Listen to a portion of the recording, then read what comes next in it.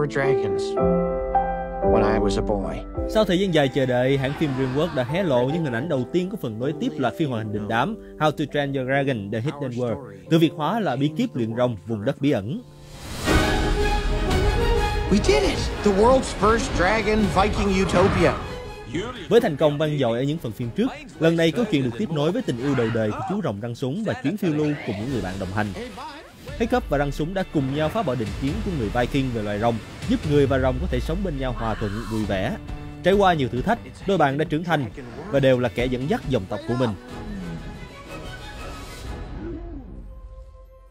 Răng súng đã bắt gặp một cô rồng trắng xinh đẹp với đôi mắt biếc xanh như bầu trời. Nếu như răng súng mang một màu da đã đen tuyền, thì cô nàng rồng lại sở hữu làn da trắng muốt, khiến hai chú rồng khi đứng cạnh nhau tựa như hai nửa trọn vẹn của bóng đêm và ánh sáng.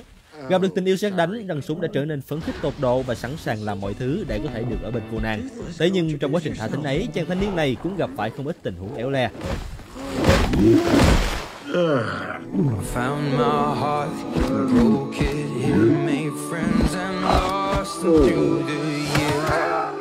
Bên cạnh nhân vật được dự đoán trở thành bạn gái của răng súng, bộ phim xuất hiện một nhân vật mới chắc chắn sẽ là kẻ thù ác chính, với tạo hình hung dữ và đôi mắt nham hiểm, một mối đe dọa đen tối nhất mà Hiccup và răng súng chưa từng phải đối mặt.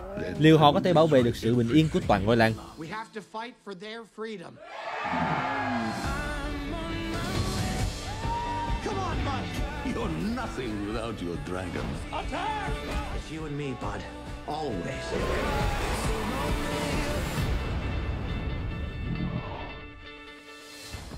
Bí kíp luyện rồng vùng đất bí ẩn dự kiến khởi chiếu vào ngày 6 tháng 2 2019 tại các cụm rạp trên toàn quốc.